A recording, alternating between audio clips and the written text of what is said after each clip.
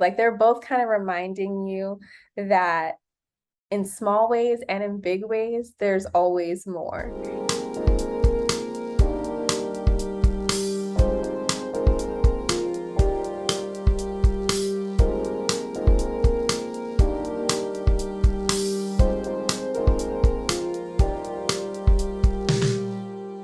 Hey, everybody. Welcome back to our podcast, As Above. So below. I'm your co host, Toni. I use she, her pronouns. And I said in the last episode that I'm not going to announce my big three, but Silver made it a point that we have to remind everyone that we're Pisces rising. So I'll mention that, but hopefully y'all Yeah. remember other placements. All right. Hi, everyone. I'm your other co-host, Silver. My pronouns are she, they. I am a Pisces rising. Yeah, we're really excited to do this episode. I don't know if people can tell by the bubbliness of our voices, but I feel like there's a level of like, I don't know, when we get to the fire, air, sister signs, it just gives a level of like excitement. And I feel like coming back from Taurus Scorpio, like that was heavy. Yeah, that one was a heavy one. We need some relief. We literally had to have like moments to ourselves after that recording where we were like, holy shit. I literally cried. I had a crying sesh Yes, a little bit. I too had a crying sesh. Mine, like, I feel like in the, natural Taurus way, like it was like it took me a little, like probably about a couple hours before I realized like how deep the stuff we were talking about was. And then I Mhm. just started to feel like so like I told Silver like that night I literally felt discomfort in my body. And I did not really have a rhyme or reason for why it was there yet. I just knew and like I couldn't really sleep and this this is not saying don't listen to the episode. It's great.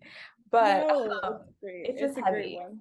It's It's heavy. just heavy, but that is their energy, is that it's that intensity, you know? And it's like there's nothing wrong with that either. Shake it off. Yeah, so now we're into our Gemini-Sag energy, so it's just different. Better? I mean, not better. Oh It wow. is lighthearted. I'm sorry, my Sag came Not out. not the shade. Okay. I I didn't think didn't we were mean it in having a the shady way. I didn't even talk about it, but I am a Scorpio in sidereal, so I'm literally a Scorpio stellium, and I resonated a lot with it. I think that's why also I felt so heavy after it. And then, I'm a Taurus moon, so I did resonate with a lot of the conversation, and um, yeah, it was just intense. But anyway, on to Gemini and Sagittarius.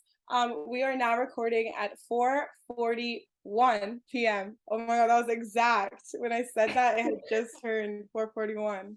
period. Um, on Sunday, September 25th. And yeah, What's so going on in the sky? yeah, so right now we're in Libra season. Um, the sun is in Libra. The moon is also in Libra today. That means what? My lunar return. Hey everybody. Lunar return. Be a new moon. So like the moon's in Libra, so obviously the new moon's going to be happening pretty soon and it goes exact at 5:55 p.m. I've been seeing that number Wow. 555 so much, Silver. Like we can talk about it later, but it's getting wild. Crazy. At 5:55. That sounds like a transformative moment. But yeah, so Mercury is in retrograde in Virgo at the moment. Venus is in Virgo, and Mars is in Gemini. Jupiter is in Aries, and Saturn is in Aquarius, also in retrograde at the moment. Yeah, we're still dealing with all of these retrograde planets. It's been a time. I definitely am feeling stuff more than I typically would. Like, I feel like I'm always annoyed when a transit is happening and everybody's talking about what they feel, and I'm like, I feel zero, I feel nothing. But, like, I don't know. Some things have like odd things have just been happening. Remember, I told you the last time about my card. Um, Mm-hmm. randomly, we got a flat tire, like just random things that are like Yeah. my life. Yeah, I had one of those moments where I was on Twitter earlier in the day and it was like talking about the Mercury Cazimi Hmm. and how it would affect mutable signs a little bit more than like it had been. And it was so funny because I was at work and I literally was talking shit about one of my managers and he literally came up behind me as I was talking about it and I had to just own it in the moment. Like, literally, he was like, "Are you talking about like blah blah?" And I was like, "Yes." I just like walked away from it. Wow, that's how you have to do it though. Look, Literally, I know. I was like, I'm not gonna just pretend I didn't do this. Like at this point, there's no taking it back. this is Sagittarius lesson number one. If you get caught in your shit, you might as well just stand in it, okay? Exactly, guys. Like, no point in hiding. But yeah, it was very, very funny. Like, I didn't care that much, but it was just like I was like, of course this just happened, but whatever. But yeah, Everything's fine. I've definitely been feeling more inward lately. I've been feeling like I wanted to spend more time by my lonesome. And I've also just been introspecting a lot more, I guess. I would like those periods of time. I don't like hate them. Mhm. Um, I like to be by myself and I like when I'm enjoying being by myself because sometimes I'm like, oh, I'm so bored. But right now I'm chilling, so it's been nice. Yeah. Okay. That's good. It sounds like you're having not too wild of a Yeah, retrograde. and had to deal with some conflict within relationships, but it's been honestly rewarding in the long run. So it's Hmm. not been anything. Yeah. Look at Yeah. that. I'll Look tell you at about that Jupiter. later, babe. Jupiter's child just out here like, yeah, like even the bad things turn into great things. I feel like, yeah, I'm having, just different things are happening. I feel like life is happening to me a little bit more. I don't know if that sentence makes sense for people who don't know what I mean, but like, it's like sometimes things happen to you, and that's when life gets a little bit more like, exciting, versus like Yeah, when things are just not necessarily, it's just not happening right now, but I'm in a exactly. happening season. Okay, yeah. So we can go into a little bit about the Gemini Sag axis at the moment and where these signs fall into our chart. Mhm. Um and just like yeah, like what planets we may have in these signs. So, Toni, you can take that one away if you'd like. Okay. For Gemini, I have fourth house Gemini in whole sign houses. And I have Sagittarius in my 10th house. And so I don't have any planets in my fourth house in Gemini. In my 10th house in Sag, I have Pluto, and then I also have my midheaven point, which is not an astrological body, it's just a point in the sky. It's like the highest point in your chart.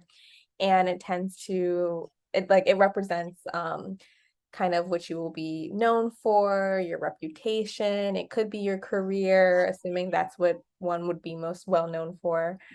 So yeah, the Sag parts of my chart, or the Sag house, 10th house in my chart, is the most visible um, to outsiders looking in. Wow, yeah. Um, that's actually really interesting that your midheaven. I mean, I should have known that, but I never thought about how your midheaven is also in Sagittarius. Yeah. Um, yeah, so for me, I have my Gemini house, I believe. Okay, so I'm doing Placidus. So my Gemini, I believe, starts in my third house. It's a complicated one. It's one of the like more unclear ones, but third house. And then my Sagittarius starts in my ninth house. Um, and I have a Sagittarius Sun, Sagittarius Mercury, Sagittarius Venus, and yeah, Sagittarius Pluto. Pluto, but so does Toni. So And much. Wait, then, like that was like such a long list. I just want everybody to take note. We're dealing with a yeah, real Sagittarius here. I am a Sagittarius. And then in Gemini, I don't have any personal planets in Gemini. Um, but yeah, yeah. So I And mean, do you yeah, have midheaven? Is your midheaven in Sag? yeah, my Okay. midheaven is in Sagittarius. Yes. So yeah. Typically, I don't know. I mean, I was just asking to make sure, but typically people with the same risings will have the same not only rising sign, but the same, like same descendant, same midheaven, same IC in the fourth house or third house. So yeah, but cool. So we're both Pisces rising with midheaven and Sag, but I don't really have that much going on there. And Silver has a lot going on there. Yes. Yes, I do. I believe my Venus is conjunct my midheaven. Oh, and you're So You are a Mercury Cazimi baby. I am. Interesting. Mhm. Okay, so now that we have identified what our stake is in this conversation, I'm kidding.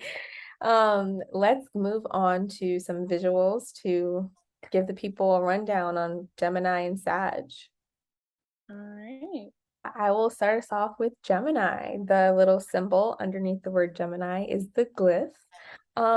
Doesn't really look like it, but I don't know. I can kind of see the duality in the glyph. There's two lines, and like the symbol for Gemini is typically like the twins. And so I don't know, that symbol feels a little twinny to me. Yeah, it's also completely symmetrical from like every angle. Yeah. Oh, okay. Then come in with these thoughts. Um, it's another air sign, along with, Libra and Aquarius. We already covered our Librans out there. Is that what they're called? Yeah. Happy Libra season. But anyways, we're talking about Gemini today. An air sign, Gemini. Modality, it's a mutable sign. We haven't talked about mutable signs yet, so I'm excited for this. The ruler is Mercury, and Jupiter has its detriment in Gemini. So when Jupiter comes to Gemini, it's not the happiest there. And it is a diurnal sign. Now we'll go on to Sag. Sagittarius. Right under it is the symbol for Sagittarius or glyph, which I do have tattooed on my ankle. Um, In true Sagittarius fashion. yes, so Sagittarius is a fire sign alongside our amazing siblings, Aries and Leo. Um, it is a mutable sign as well. Its ruler is Jupiter, or Jupiter's babies, and Mercury is in detriment in Sagittarius. Sagittarius is also a diurnal sign. Yeah, that's Sag. And I tried to find colors that kind of give off the vibe, and I also looked it up, but yeah, we'll see. Awesome. Okay, now you know the deal. What are we You know how it goes. You So know we're how going to start off with the building blocks of what creates this sign. exactly. So for Gemini, we will touch a little bit of base on the air element of the sign. I know we did talk about it in the Libra episode, and they will be similar. And then once we get to the mutable part, like that'll help it be more distinct for Yeah. Gemini. But just as a reminder, air to me is about like human connection, interaction. Air can't really be kept out of spaces. It's kind of like it's always present, but it's kind of doing it in a sneaky way, I think we mentioned. Yeah. So all of that still applies for all of the air signs. I would say that importance on the information and knowledge that comes from being around other humans and like the connection that you can create Yeah. with I humans. feel like, yeah, that's like a big part of it. And that I think that this breakdown has helped me kind of understand air signs like in a different way. But like I think, yeah, like for air, I think communal. All of the air signs have to do with their community in one way or the other. And I feel like that is really shown by what air represents to us, which we talked about. And I think in a different way, like maybe for this one, I could say like a breath of fresh air and like what that Mm, means and that expression in the first place. hmm I think that kind of suits Gemini, so why not throw it in there? It's a refreshing feeling. It's like when you meet someone and you're like they're just different, like they're just Oh not like yeah. what you're used to. Also like going outside and like just taking a breath of fresh air and like how altering that can be hmm and how like grounding it can be in its own way. Yeah, I think that comes back to like the versatility of air. Whereas I feel like fire is versatile, but it's always going to burn. Like Yeah. versus like air, if it wants to be, it could be like a very violent sort of thing, but it could also just be like you said, a breath of fresh air, not so Yeah. so it can kind of be strategic in terms of like what does it want to be Yes. in that case. Um Also, when you say breath of fresh air, I think about like, when do you feel like you need a breath of fresh air? Like, obviously, I think you can need it every day just to, start the day. But like usually it's like when you're heated, like you need to go, Yeah, when you you're need or to like take. overwhelmed or Yes, exactly. yeah. And so like for me, when you're talking about breath of fresh air and I'm like, what does that provide? It's like kind of a sense of like perspective and a sense of like, Definitely. okay, like it's not as bad as I thought it was gonna be, or like it Yeah. just feels like a weight is lifted off of your shoulders and you can kind of just Yeah, definitely. And I feel like that also goes into what we were talking about for the Libra episode. We were talking about air and how we felt like air, like really, I feel like encapsulates perspective and Mhm. like what, like, because air is everywhere, and it's like depending on where you are, like, you can see things from such different angles, of course. So, yeah, I feel like air is perspective too. That's a good word. Yeah, yeah. So we're still retaining all of these words about air, and I think even just in the way that we're talking about it, you can see how we're moving into a Gemini space of thinking. So yeah, let's talk about mutable. So yeah, as we are, should we just be honest with the audience? So Tony and I have been recording for approximately an hour and something, some change. We just finished our second clip of our recording and realized that we weren't recording. And it was very, very heartbreaking news. But we're gonna just laugh about it and move on. Yeah. Like Sag and Gemini would. And we're gonna just try to see if we notice anything different about the information we're dispersing now, and maybe that happened for a reason. So let's see. Everything happens for a reason. Okay. So We're yeah, like fucking sobbing. We're like, yeah, like maybe there's a lesson in there. literally. That's the Jupiter in us. But anyway, we'll get there. Um, so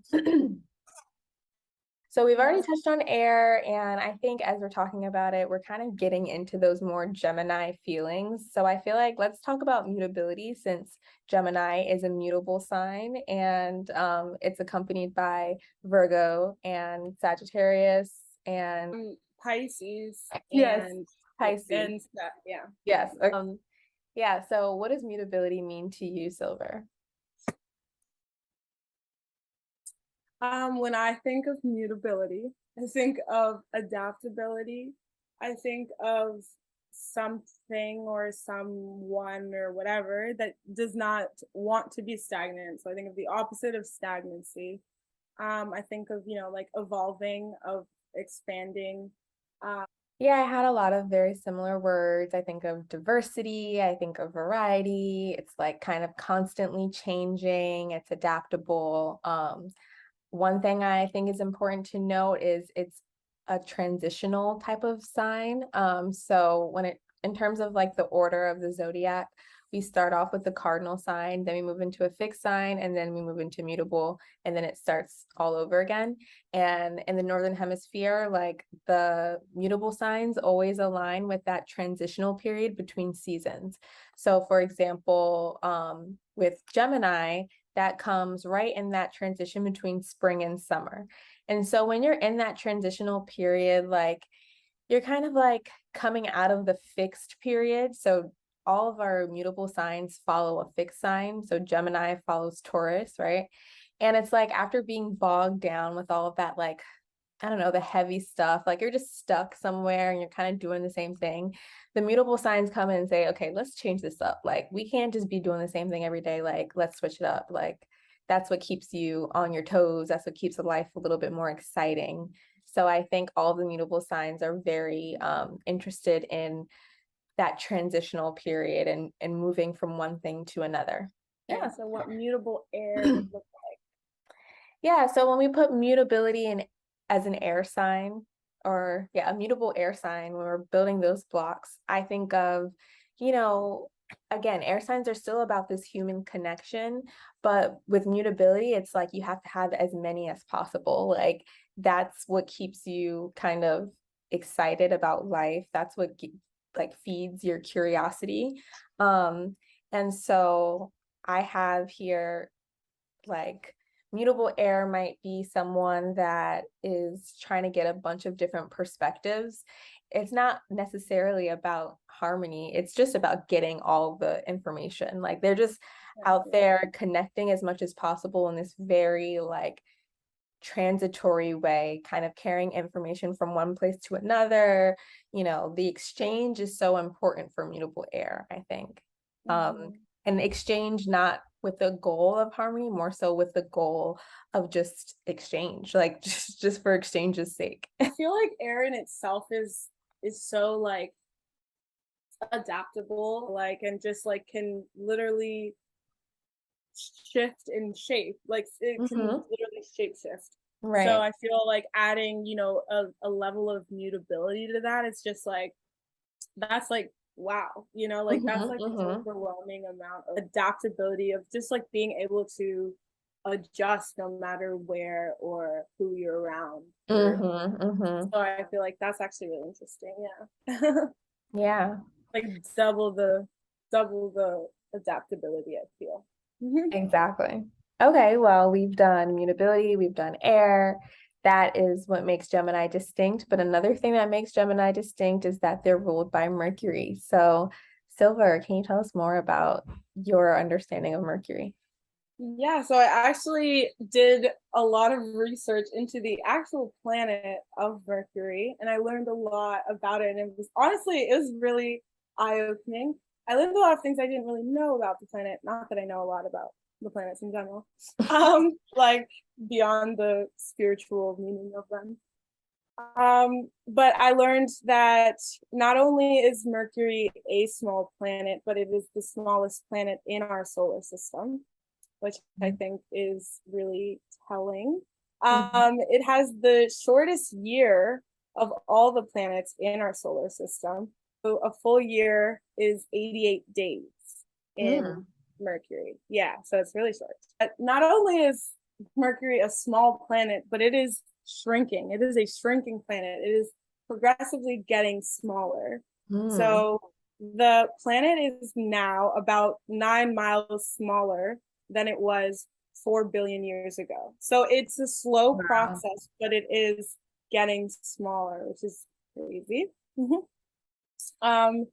And then I also learned that Mercury's atmosphere is very weak. So the planet has nothing to protect it against like meteor impacts or just impacts with planets. So that was kind of interesting to learn. And then I feel like that kind of put into perspective why Geminis are so quick to adapt and so easily influenced and also like easily distracted, because literally they don't have this protective layer that most planets do have. Beyond that, Mercury also rules, technology. So it rules technology, and that's something that we learned actually just right now. We didn't know that until just right now when we recorded, or we thought we were recording, and we learned. So Mercury taught us that lesson today. I mean, Thanks. Mercury might argue that that was just our fault for not, my fault for not pressing the recording button, but whatever. Yeah, our maybe Mercury would say that we need to be more focused on the details, the little things.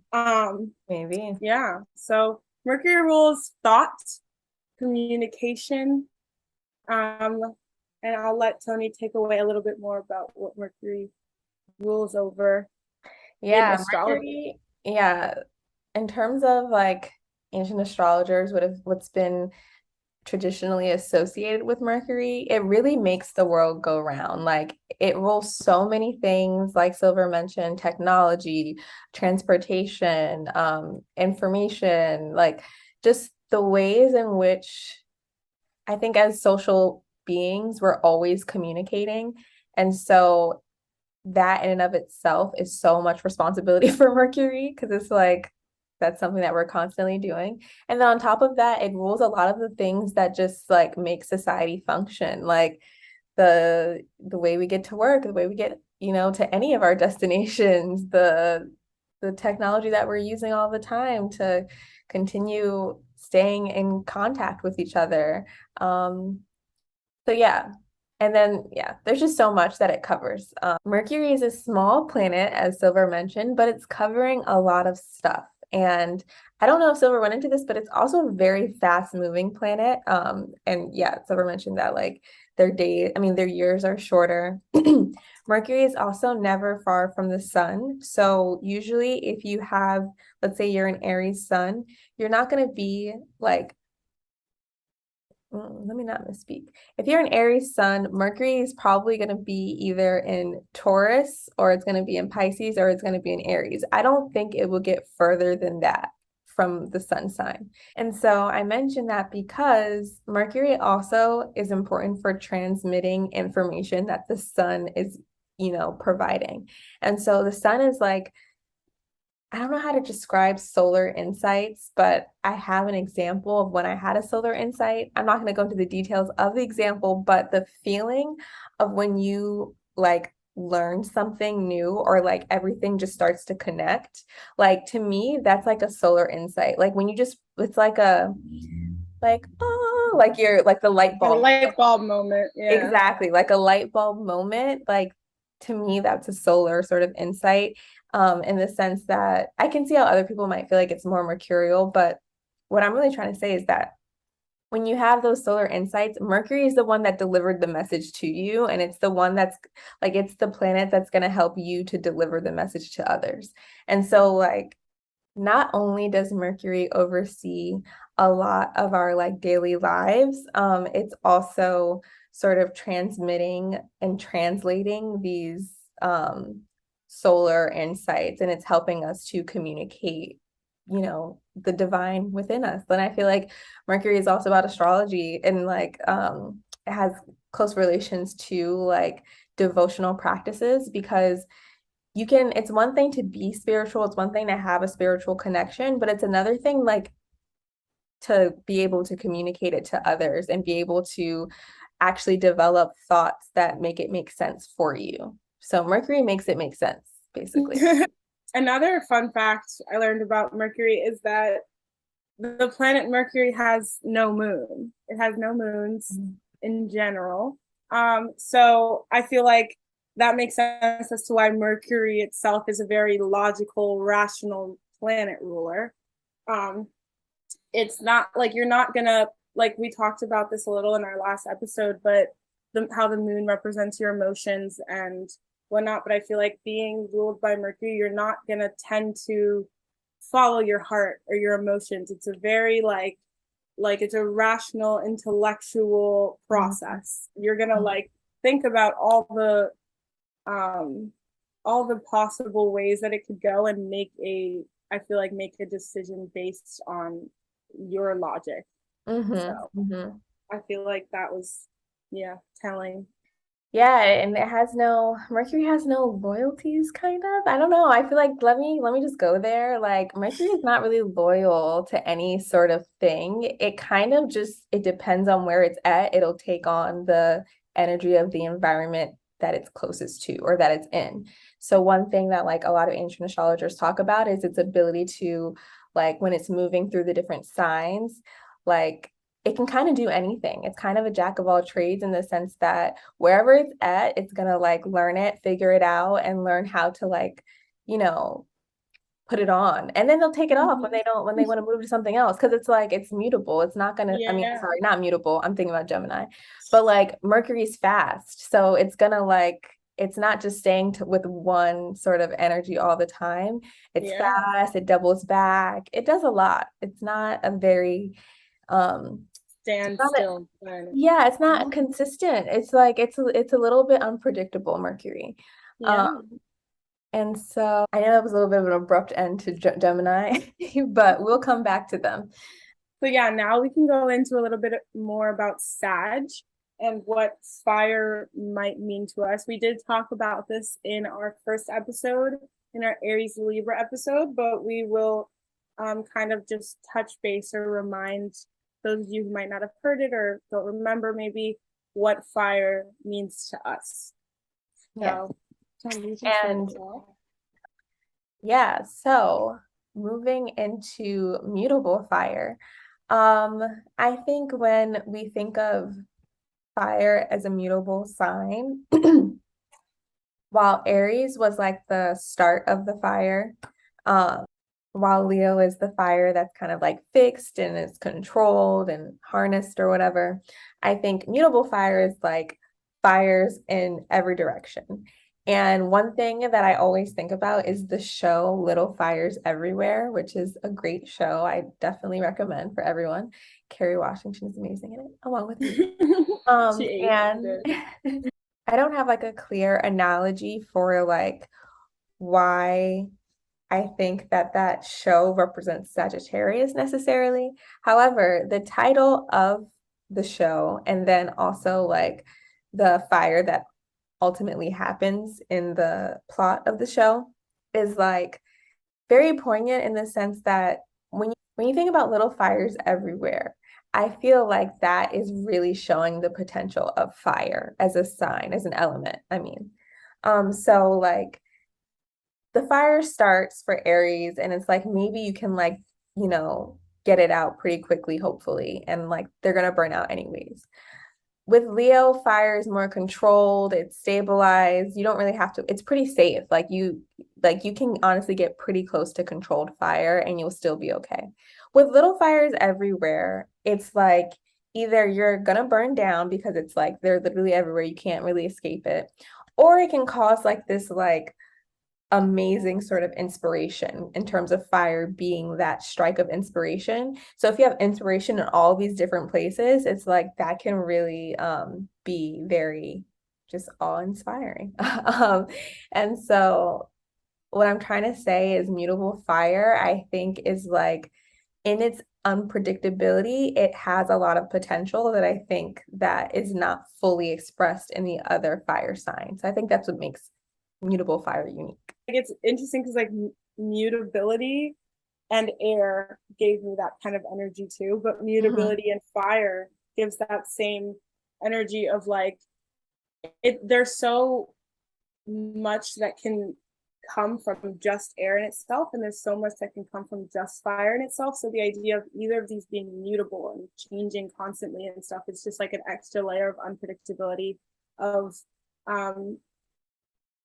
maybe inconsistency of maybe like yeah, just like it's ever changing, and that can be a beautiful thing. It can also be a very destructive thing. So it really depends on how that's manifested in your life or in your chart, or you know, when we're talking about placements and stuff. Like I was listening to the Strology show, and the episode on the fire signs, and when they were describing Sagittarius and mutable fire in particular, they described it as the dance of the flame. So in our Aries Libra episode, I mentioned how much I love to watch fire dance because it's just this thing that's just constantly like it's just always moving.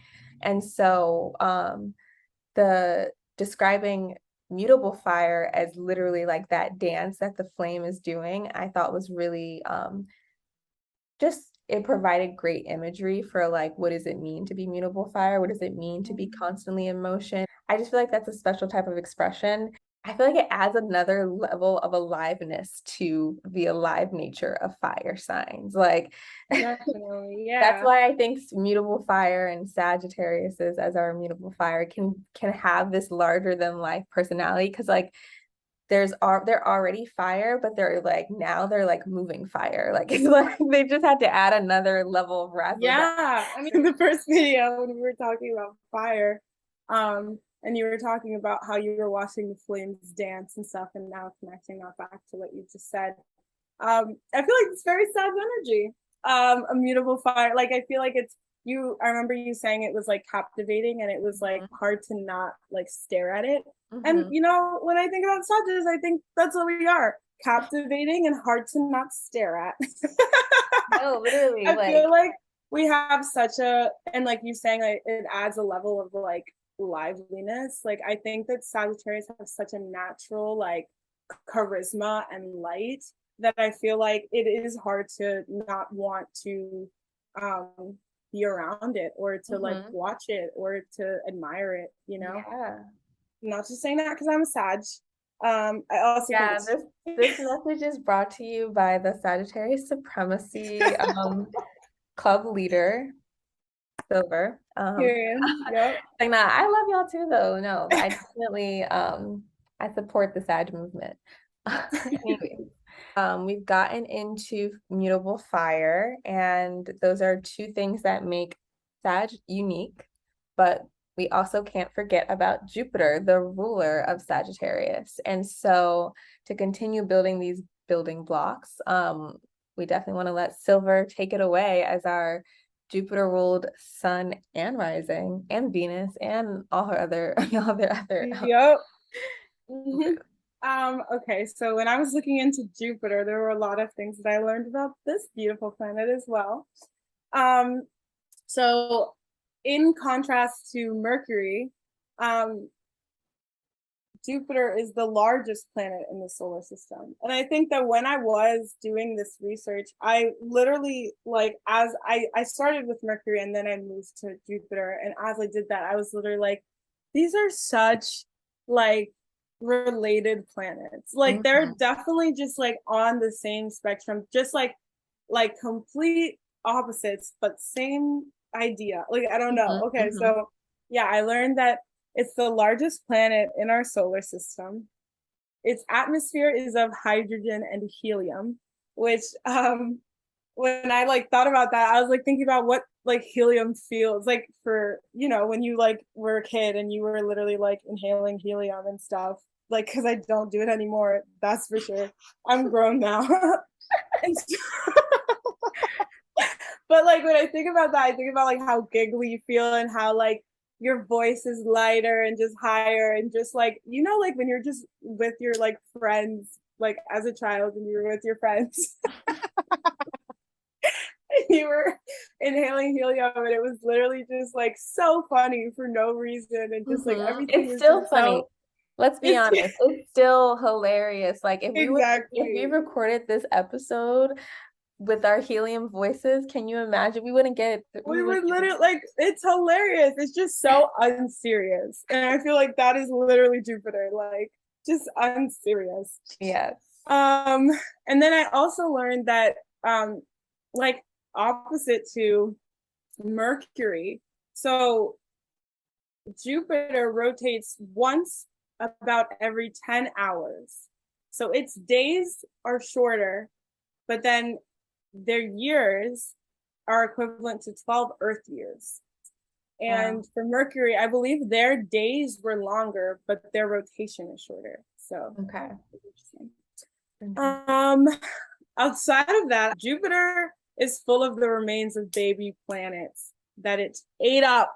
It consumed. They noticed that the smaller sized bodies helped accumulate mass for Jupiter, but the larger sized bodies crashing into the planet added energy and not mass.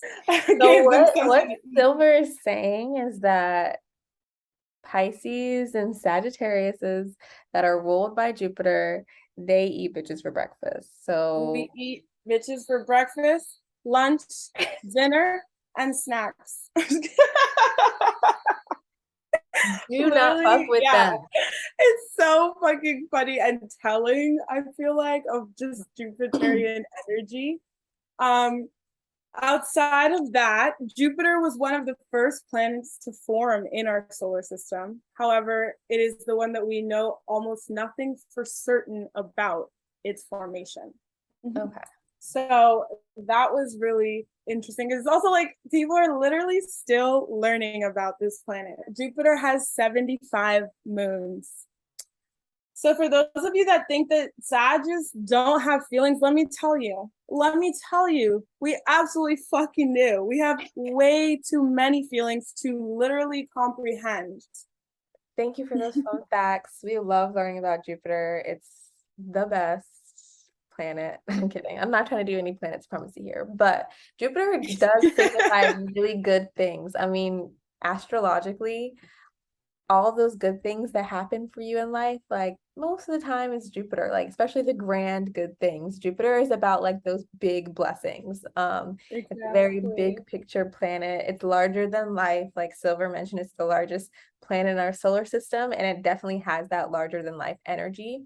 And it's really about like our capacity to think beyond what's directly in front of us, which is why it's Right. related to like faith and hope and optimism, because Jupiter asks us to like imagine and aspire for our wildest hopes and dreams. So it's really asking you to think big.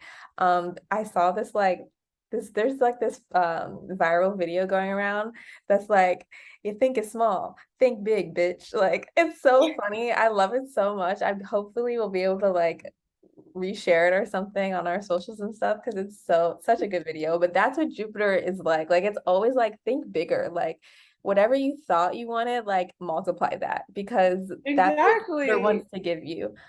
Jupiter asks you to literally question like why it is that you can't have everything you want and more. Like Literally. And like it also says like, while Saturn might say, what if everything goes wrong? Jupiter is saying like, what if everything goes right? Like let's like just pretend, like not pretend, because it could actually go right in your favor, but like what's the point in like thinking about things going wrong? Like that's not fun. Why don't we just imagine and dream our wildest dreams and like aspire for them and then see what happens? exactly.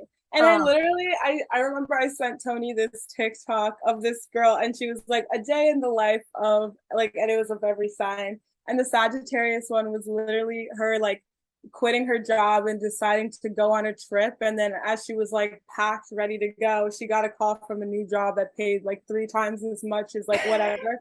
And I feel like a big part of Jupiter is like also asking you to recognize like what are you worth? Like you as like a hmm. divine child of God. Like you are Mm, worth literally so much. And it's like I feel like Jupiterians often like they're like, why who's to stop me from getting literally everything I want? Like why right, not? which is why Jupiterians are also often described as kind of like Delusional. delusional and also kind of like assholey. Like they can be a little Mhm. bit more, because it's like, I don't know, I always hear it referred to as like damn it, what is the word? I can't remember. I think that's like a But representation of a Jupiter ruled fire sign though. Because I wouldn't say Pisces are called bitchy. I agree. I do think that that's more so like the assholey type of like blunt sort of nature is more associated with fire signs. And I think that's just because fire is already like bold and in your face. So like it's not going to be there. But I think Pisces can also start to adapt. Jupiter like makes you feel kind of like capable of anything. And like I think that much support can sometimes be used in a way that makes you feel like, You're good. yeah, just better. I Yeah. feel like in their interaction, jovials, which is another way of saying Jupiterians, right? Just to make sure people are clear. Jovials can also like, just because they are always kind of covered, they might not have as much sympathy or awareness of the fact that it's life is not like that for everybody. Like good things can Yeah. happen. Better things tend to happen to a jovial, because it's just like you just have this outlook that's very like, ah. And I think Jupiter is the type of planet that's like, when you when you surrender to the greatness of what Jupiter can provide, Jupiter will give it to you. But I don't necessarily know. I mean, Jupiter's going to come through at any moment, so you never know. But I think Jupiter rewards that feeling of optimism. That is the key word is rewards because that's not to say that all Sagittarians are optimistic all of the fucking time. Mhm. And I think that it's more so like it will reward you for doing it, but like there will also you'll have like shitty ass times and like it's hard to be in that mindset all the time because we live in a fucking capitalist system and like literally life is exhausting in itself. Mhm. Mhm. So I feel like that's a big thing for me, is also like this year being my 12th house perfection year, not feeling as blessed or abundant, but it's like Jupiter rewards you for like keeping your head up basically. And that's like that's not always easy to do. So if you don't do it, you might not be feeling that like streak of luck or that abundance. And I remember like when I was younger, my best friend would literally always like make comments about how lucky I was, or like she would be like, you literally like, she's like, how do you just like get away with these things? She would be a lot more conscious of the things that like were really lucky to me. And you're touching on such an important point for Jupiter children. I think Jupiter children have a hard time sometimes, and I don't know what it is about it, but like they have a hard time realizing sometimes how blessed that they are. Like I noticed that a lot for like I think Jupiter like Sag and Pisces placements where it's like obviously they're blessed with the optimism and the hope that Jupiter is providing, and they sort of embody that. But I think some of the big and small ways that Jupiter shows up in their lives, they can kind of take for granted because it's just always kind of been that way. Like they Yeah, kind of always just work definitely. out. Clearly, we love Jupiter. We are Jupiter's children. That's kind of a huge part of our personalities, and a huge part of the reason why we have this podcast. I think it's very much jovial in the sense that it's about meaning, and Jupiter is all about finding the meaning in things, even though it's unserious and fun. I feel like Jupiter probably sounds like a wild card to people right now, but like it's just like that larger than life, optimistic, which can be a little bit unserious and a little bit delusional, but it's like dream big. What does Gemini, the archetype of Gemini, symbolize to you, Toni? Okay.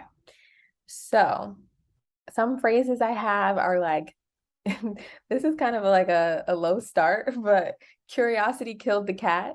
Now, I think that curiosity is like a trait that I identify with myself, and it's my favorite trait about myself, and it's my favorite thing about Geminis. The curiosity is just so like it's honestly, I find it inspiring. I find it like this yearning to just know things about life, about the human experience. And the best way to do that is to like talk to a bunch of people and get different perspectives.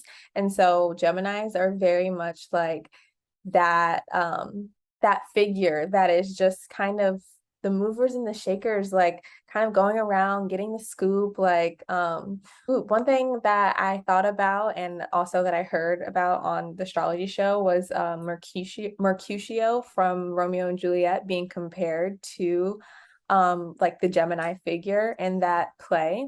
And it just makes you think about like, they can cause some mischief by, going and like kind of just spreading the news, gossip and stuff like that. But like they can also like move the narrative. Like they can move the entire sort of um story by being that translator, by being that go-between, by being able to listen to multiple perspectives and be able to like repeat those same perspectives in a way that people feel like you actually understand them. Like they're very that ability to kind of take information and translate information is very Gemini to me.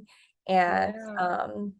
I have some other like Gemini things I would add in, but I definitely want to hear your Gemini understanding. Yeah. When I think of Gemini, I think of like the seeker, the learner, like the student, and the messenger, like you said. So definitely they have this level of, yeah, like you said, like they're able to adapt to so many different types of people and like speak to you in a way that will get through to you. And I think that's really admirable about them. In like in terms of like the phrases of the zodiacs, Gemini is I think. So like being ruled by Mercury and everything, we did talk about Mercury. Being the messenger, in that way, and then also being the, like you said, like the curious one, the one that asks the questions, Mm-hmm. questions everything around them, really. Mm-hmm. Um, and then for the stages of your life that it represents, it's like right after Taurus, which is the toddler. So it's around like anywhere from like 7 to like 10, I guess. That Mm-hmm. the childhood is basically the stage. So thinking about what you were like or what kids are like at that age is just like curious and wanting to know any and everything about what's around you. Mm-hmm. Um, I think duality. And then I did mention that they are ruled by the hands. So Mm-hmm. they're literally like, for me, that was like they're hands on. Like they're like the way that they kind of maybe deliver their messages is more within their circles, within their social circles, or within their reach, basically. They don't like do too much to try to get the information all out there, you know? Mm. Okay. So, yeah. And then I also was thinking about what the symbol of Gemini is, and them being the twins. And 40% of twins can create their own language, Mm. which I feel like is Literally funny because Gemini. literally Gemini language, Mercury. Mm-hmm. Um, and then I also learned that they start interacting in the womb at 14 weeks. So if you ever wonder why Geminis be talking all the time, it's because they did it before they were even here. Oh my God. That is so They funny. communicated with like people before they even got here, you know? Yeah. And then I also learned that pregnant people are more likely to go into labor early with twins, which I felt like was really interesting in thinking about Mercury, the planet of Mercury, and how it's so fast and how it has the shortest year of like all the planets in the system and like all Mm-hmm. this stuff. And I don't know, like I feel like that gives like Geminis are just so eager. They're always eager to get out here, to learn, to like be around new people, to Yes, like, yes. yeah. I think what you and I, Silver, were having a conversation about those first, like your freshman and sophomore year in college and like how it feels. And as we were talking, we were like, this feels like Gemini. Like you, Mm-hmm. I was looking at like how many text messages I got in my freshman and sophomore year in college that I didn't like respond to. And that's because I was so distracted and like stimulated by all of the commotion that was going on around me. And it's like, even it's not out of like a it was not like I was willfully or like trying to ignore people. It was just that like there was just a lot going on. And I think that's like the same Yeah. experience for Geminis kind of more often. It's just like life is always presenting new things to learn, new people to meet, new places to be. Maybe not so Exactly. much places to be, that's more sad, but still there's just like so much to learn. And I think Gemini is like eyes wide open and super curious. Like They're that ready. eagerness, like that's why freshmen and sophomores in colleges are so eager because they're so like, Yeah. new life.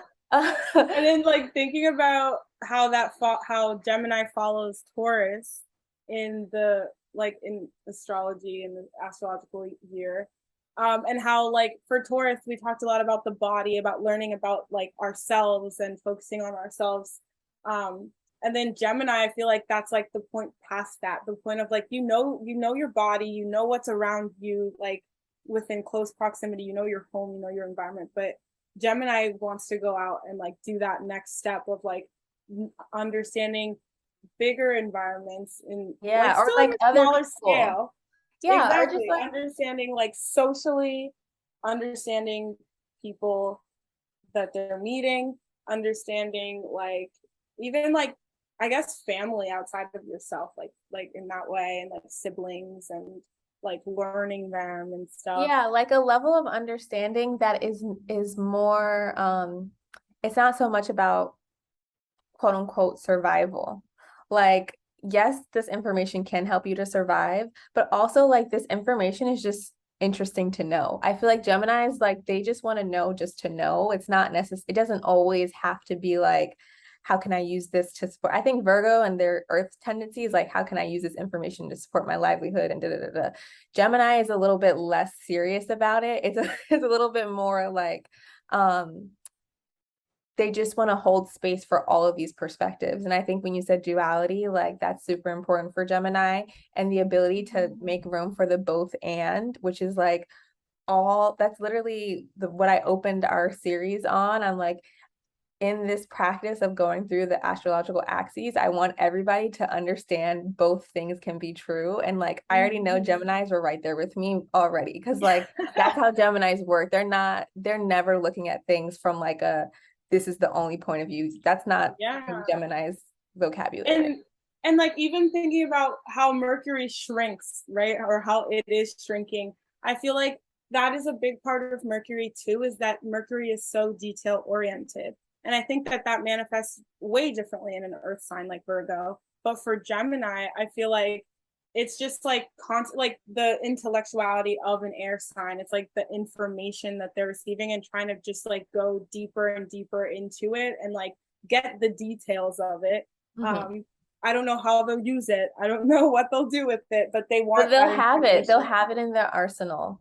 Um, Yeah, and definitely. Geminis, I feel like I don't know if I mentioned this already, but their communication style is like, it's not limited just to like verbal language. Like it could be through the arts. Yeah, One thing yeah. about Gemini, and I think this is the mercurial aspect, and so I think it applies to Virgos as well, since they're also ruled by Mercury.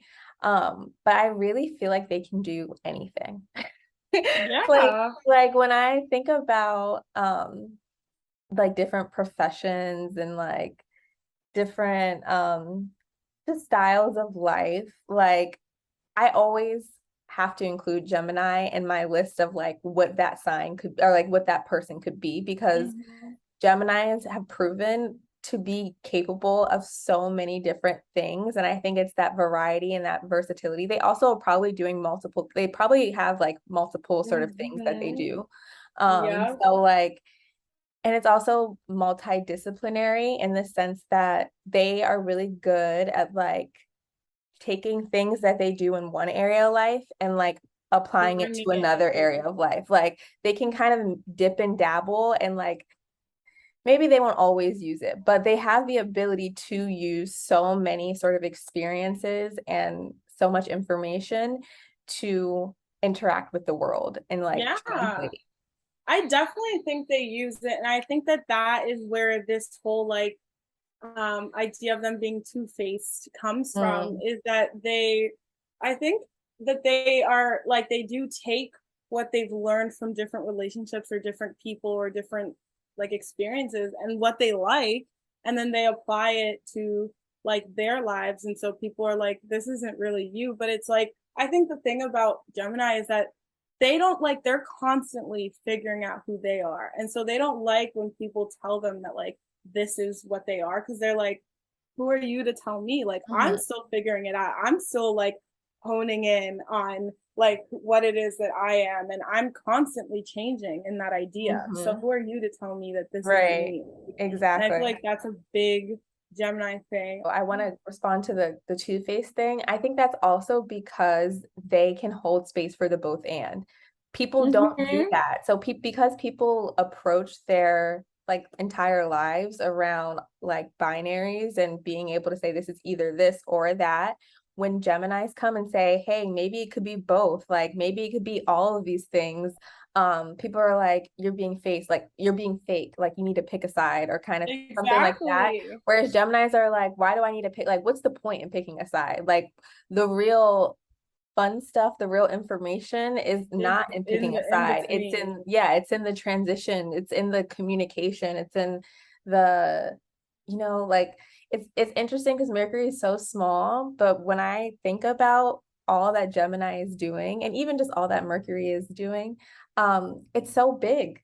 It's like a perfect sort of connection to that Sag and the Jupiterian idea of like my mind will be blown by mercurial stuff sometimes. For Geminis, their ability to really see the beauty and potential in the both and is like pretty inspiring considering the world that we live in. And I feel like it brings out in me very like Jupiterian feelings of like, wow, like inspiration. Yeah. I feel like having a mercurial Gemini partner has really shifted a lot of the ways that I'm able to like see them, or like how I view them now. I think that literally Geminis are so versatile, and like as a Sagittarius, like I feel like all I want in a partner is someone that's like evolving with me and changing with me, and Geminis just do that so naturally that I'm just like, of course I would be fucking dating one. And even just like like thinking about, in that sense, like my partner having literally like three professions, like they are always doing different things, like, and they have so much to offer in so many different ways, and they're still constantly like, oh, like I want to do this someday, I want to do that, like, and it's very mutable, it's very like I can always resonate with it because I'm like, yeah, same, like there's so much that I want to do. So I feel like it's a very similar energy.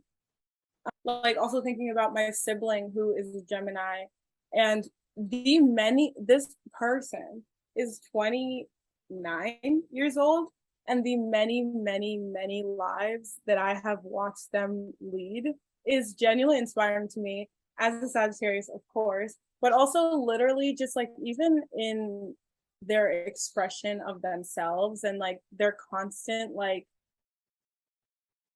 they are constantly learning more about themselves and trying to express it the best they can, like, and you can see it and you learn with them and you just like expand with them. It's like contagious, and I feel like that's like a mercurial energy, is like they're just like relaying their own information, but then at the same time you feel inspired by it or you feel changed by it. Oh, yes, yes.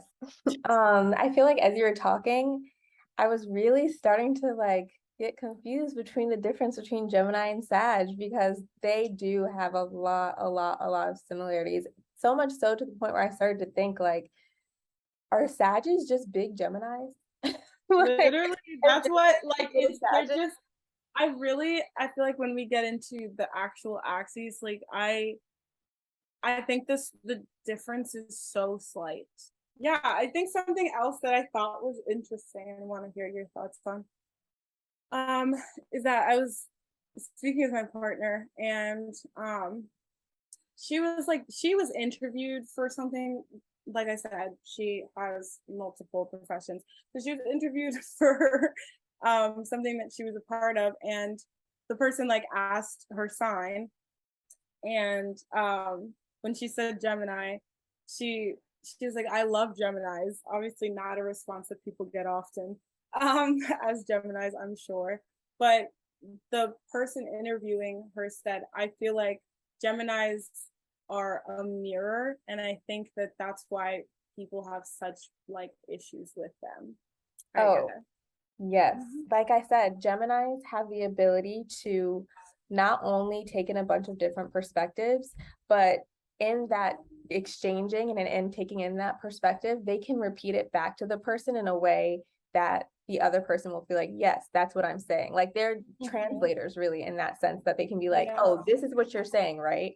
So Yeah. I think that um, sometimes in getting to that, they might like in their curious nature and the questions that they're asking, they're leading the person that's in the conversation to a truth about themselves that if the person has not already sat with, or if the person has not already accepted, it can be uncomfortable to like Yeah. hear yourself being repeated back to you like in a way that doesn't match up with what you thought you sounded like. You know what I'm saying? Yeah, no, definitely. And I like when I was thinking about it, I was thinking about the mutability of it and the air sign nature, and how like they're so adaptable, right? Like they will match whatever it is that you're giving them, even if you're aware, like even if you're unaware of your own energy, if you're unaware of how you're coming off.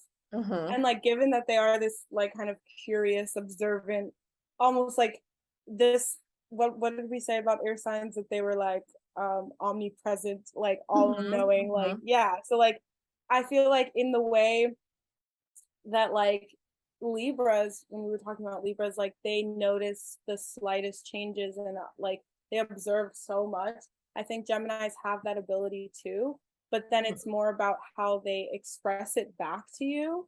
And I feel like that, like when they force you to see things about yourself that you might not like or that you don't want to resonate with or relate to, that's triggering. Like that's Mhm. ultimately triggering. And I feel like, The thing that I will add though is I think it's triggering, but it's so it's probably even more triggering when it's coming from a Gemini because they probably don't give a fuck. They don't actually care that like whatever truth they're showing to you, they're not judging it. yeah, They're just giving it to you. Like they're not coming at it from a perspective of like, oh, well, I don't think Geminis, you can tell me about Sagittarius, but I don't think they're coming at it from a perspective like, let me tell you about yourself and this is why you're yeah, wrong and you suck, da da da da. They're just like, yeah. oh, so you just do this terrible thing that you just told me you just do? And and they're like, oh, question mark?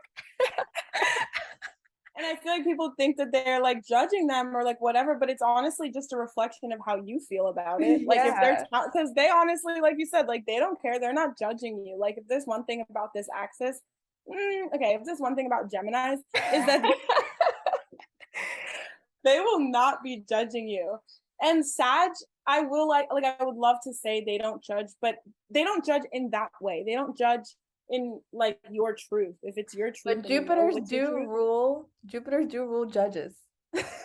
So there's they gonna be don't judge. some Okay, they don't. I feel like the way in which Sagittarius judge is different, and we will talk about that because I have a whole lot of okay, stuff okay, to say about that one. But when we circle back, okay.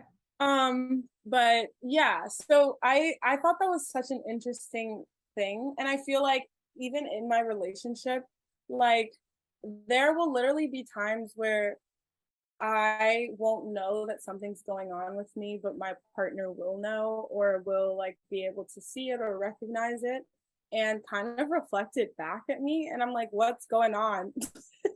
What are you doing? Why are you doing this? And then like after like talking about it or after thinking about it, like to myself, I'll realize that like it's honestly a reflection of like what I'm going through, what I'm thinking about, or and it's I feel like it's really healing. I think that like it can be really healing, but I feel like anything that triggers you can be really healing. So um it depends on how you want to look at it.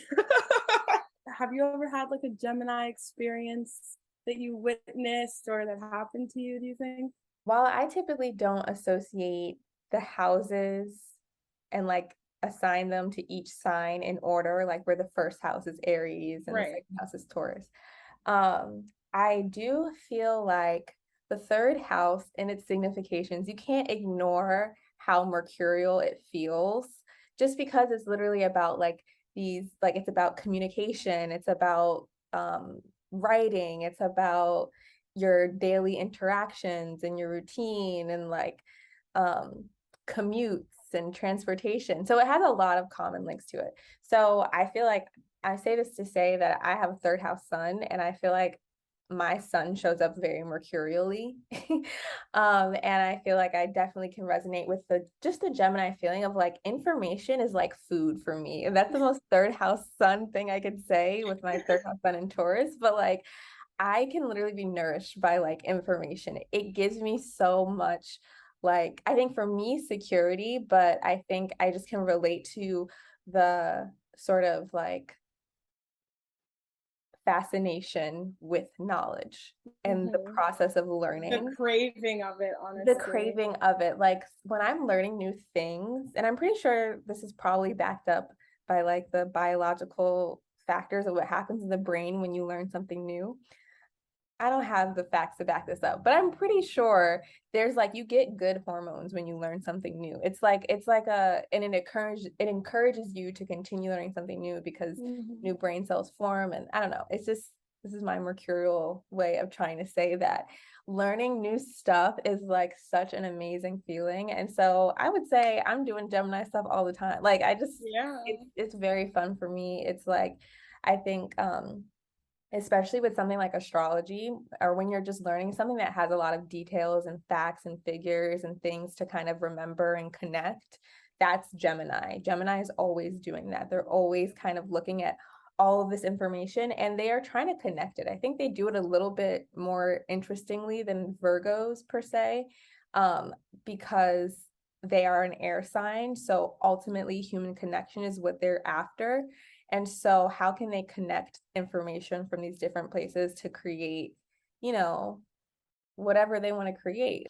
Yeah, I think I'll just throw in a few, shadow expressions of the Gemini energy, in my opinion. Because I feel like while it's great to have all this curiosity and to want to know information just to know, I think there is a little bit of a danger in some information that you might come across, right? And that's why the saying "curiosity killed the cat" exists.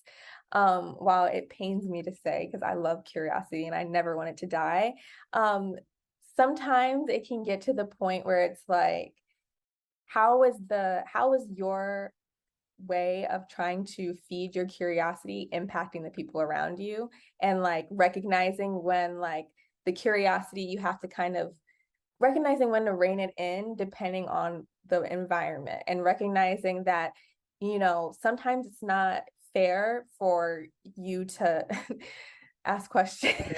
I mean, some questions you have to handle more delicately. Some things Yeah. in the way that you interact with people, I think Geminis, because they're kind of like everywhere and doing everything, they're not always stopping to think like emotionally, how might this conversation impact the person? They're kind of just like, boom, like here's what Yeah. it is. And so like that, I think there can be shadow expressions in which it can come off as inconsiderate or inconsistent or just not very like caring. Yeah, definitely. I think that that also has to do with the lack of moon that Mercury has. I think that, like, because they're so intellectual and think about things so logically, sometimes they don't necessarily um, take into account the emotions associated with it to some people, um, for sure. So I definitely see that. I think that Geminis, given that they are ruled by Mercury, they have a tendency to, overthink or over intellectualize. I also think that given that Geminis understand the value of knowledge, um, that they can definitely also be conscious of the knowledge that they disclose. And I think that Mm, that can come off as, like, I don't know, like Geminis have a way of making you think or making you feel like you know a lot about them. But I also think that they have trouble with um like really letting people in on, like, when it comes to like an emotional level, or mm, I think that they are aware of what can be used against them or what can be used to harm them. And I think that they like that idea of, like, like Gemini being non-committal or not, like, um in that sense when it comes to relationships. I think that they are scared. And I think that they, because they understand how much knowledge you can get from a person, and how, like, people, like, for them it's easy to read people or to, like, whatever. So I think that they also have this, like, wall. It's kind of hard to, lol, it's hard to penetrate, unlike Mercury the planet, and that can make it hard to connect with people, mm. when you're not just, like, being vulnerable, or when you're not opening up all the time. Right, right. Well, I also think that given their level of adaptability and everything that we did talk about, and how Mercury is easily penetrated by things around it, I think um, that for Gemini, the people that they're around, or the people that they learn from or grow from, is really important. And I think that Geminis kind of struggle with knowing who to hang around socially, in terms of, like, I don't know, Geminis just be talking to everyone, learning from everyone. And, like, well, we said, like, it's because they're not judgmental. Like, they will find commonalities with literally any and everyone. And that's a Mhm. beautiful thing.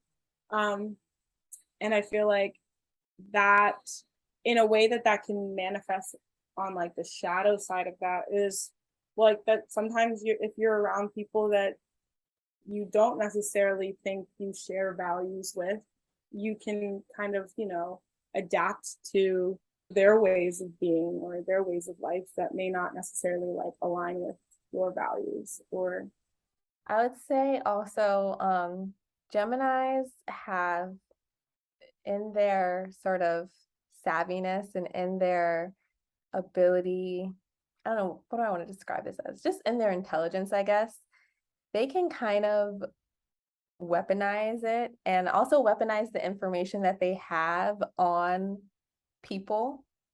So what I'm really trying to say is they can lie. When I say can lie, like sometimes it's a lie, sometimes it's another version of the truth. But I do want to emphasize that, you know, sometimes it can be an actual lie, and it's because they're trying to see, like they're trying to get more information through the lie. So it's like the lie is just like a means to an end, because it's like it's not really about the lie, it's about how did this cause you to react? And that's more Yeah. knowledge for them to be like, interesting. Yeah. So, and then also it could, like I said, it could just be another version of the truth kind of thing. But either way, it's not quite as, I don't think Geminis are quite as attached to the truth as a Sag might be. You know, Geminis don't really care about the truth. They just kind of care about, to me, like they care about the facts. But to me, facts and truth are different things, because facts are things that can be verifiable. Like you can use, you know, in whatever way, I guess, whatever way you verify your facts, you can do that. I know that's a little bit subjective, but the truth is a little more, it has more integrity to it. It has a little bit more of the human emotion of like, this is what I believe, this is the truth. Yeah. And when you say, I mean, true, like the truth and like the idea, like, you know, like it having the same, I guess, like origin as the word trust, I feel Mm. like. And then that makes me think of also like faith and the Jupiter side of things. Right. And it's I like when feel you think like, about Mercury, Mercury is actually a planet that's typically signified with lies and jokes and tricks. And Jupiter is like, Jupiter is still unserious and having fun, but it doesn't really want to have like trickster stuff going on. Like no, it wants the truth. It doesn't necessarily need the facts to back it up, though. exactly. And that's like where the faith comes in and the Hmm. optimism and all of Hmm. the Jupiter qualities like that. And when Right. you And think of like Gemini doesn't need that. religion and stuff like that, like there's no proof of religion, but that's the beauty of religion and faith, is like that you believe it despite the lack of facts, you know? Exactly. And Gemini is kind of like, I'm just going to deal with the facts of things. And if Definitely. I need to manipulate the facts and tell some lies in order to get to another fact, like I don't mind doing that. But they're Hmm. not like truth is not like, that's not their calling. Like that's not what they're called to do. They're called to get to be here and to like get all the information. Yeah. All right, enough of Geminis. Okay. On to the good stuff. I'm just kidding. All right, so now we'll move on to Sag. What does Sagittarius mean to us or represent to us? So for me, the Sagittarius, I would say, is the philosopher. I think that it's similar to Gemini in that it does question. It's definitely a questioner, but it's a teacher. But Mhm. I think that a teacher is constantly learning. I think Mhm. that a teacher never abandons the learning part of being a A teacher. good Like teacher. you A good teacher doesn't. exactly, like essentially, like Sagittarius, I feel like is constantly trying to learn new information and disperse it. Um, and I feel like in that way, like they don't ever let go of that questioning, of that like childhood like state of the Gemini, of like curiosity of. So I feel like, yeah, those are still words that I think I do associate with Sag too. Mhm. Um, and then in thinking of the phrase of the Sagittarius, there's being I perceive in contrast to Gemini's I think. And I think that kind of like touches a little bit on what we were just talking about, of like, what does perception mean to you? Mm-hmm. I It's a feel question. like perception is about finding meaning. It's about like you're presented with the facts, right? You read a book, you digest some sort of media, right? Or Right. information. And then from there, it's like the perception part is like, okay, well, what is my critical opinion of this? Like, why do I agree or disagree, or how do I feel when I read this? And that's like, that's the perception, that meaning that you're Exactly. gleaming from the information that you've been given. Yeah, and I like that. And I feel like, yeah. So in comparison to Geminis, I feel like that requires like perception requires like a level of, yeah, like belief of um just like your own values. And I feel like I'm saying values a lot. And I think that values are really important to Sagittarius while we're Mhm. here. Like their values, what they deem as I Right. guess like right and wrong. And then thinking about the stages of life that they are. So Sag, I believe, is like the 50s, 60s, that age of your life. So when you start like, when you start realizing, okay, the end is coming and I need to start being more conscious of like my morals, my values, because then, you need to like, you're kind of like, you just see life in a very different way once you hit that age, I'm sure, from what I've heard. Bruh, I'm just dead at how you said the end is coming. Like, damn. That is what they literally, that's something that we're always aware of. We are not here forever, okay? And I feel like that's a big part of like why Sagittarius are the way that they are, because they're well aware that like they have to make the most of their time here. Mm. Some other things that I said, nerdy. We are very nerdy, okay? Like I think that they like because we love to learn and teach and whatever, like whatever Sages are interested in, they're really like in it. And then the last thing I'll say is that they're ruled by the thighs. And in comparison to Gemini, who's ruled by the hands, so like I said, like I feel like that's everything that's like within their reach. I feel like for Sag, it's like everything that their legs need to get them to, like, it's like it's Oh, more expansive, it's more outward than I feel like for Gemini it could be. Yeah. So I thought that was cool. okay. Okay, I like that. Okay, wait, I have more. Okay, okay, go. Confession, I have more. Okay. So I also looked into horses Mhm. because we are, as you may know, we are centaurs. So the symbol for Sagittarius is the centaur. I learned that horses have lightning fast reflexes. Um, they also have nearly 360-degree field of vision, which I feel like is very Sagittarius. Wait, I'm sorry. Did you say Yeah, 360 they degrees, like almost a have circle? because their eyes are so far apart. They only have like I believe two blind spots.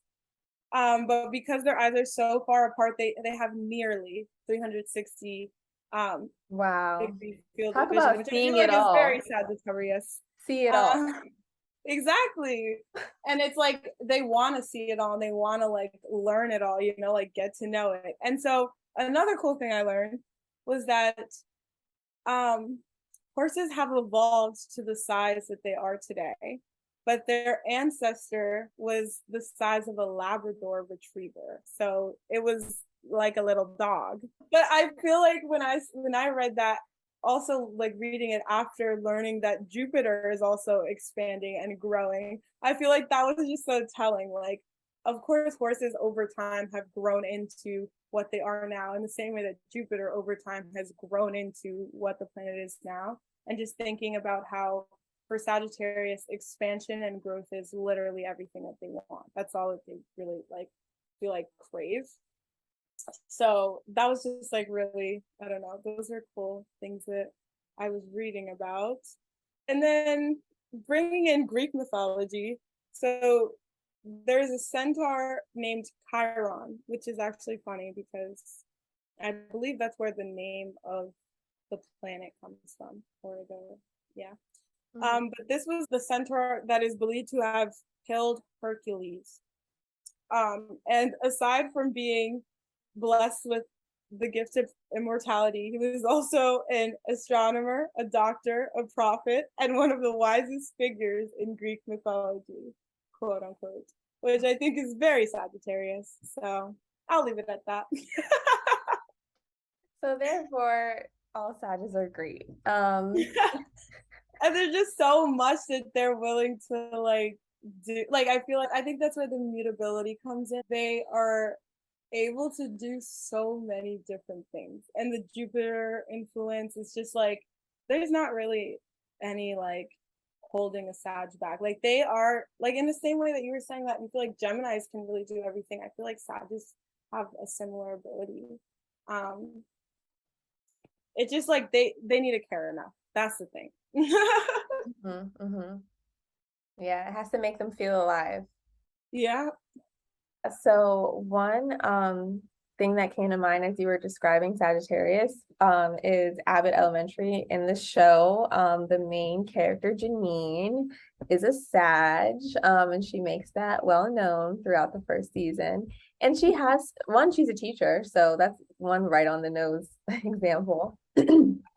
But I feel like she has a lot of the same traits that you kind of just described, where it's like, she's very like optimistic, like trying to think of the best way to teach her students. And then she also kind of does it in a Gemini way where she like still has this sense of curiosity. And, once she sets her mind on something, she kind of will always strive for it.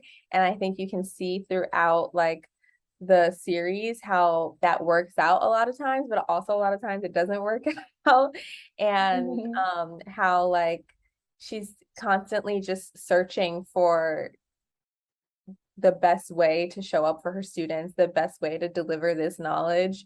And she kind of doesn't ever give up, like ever, even when she's Yeah. down bad. So, yeah, I just think that it's like about diverse experiences of aliveness and never wanting to just do one thing.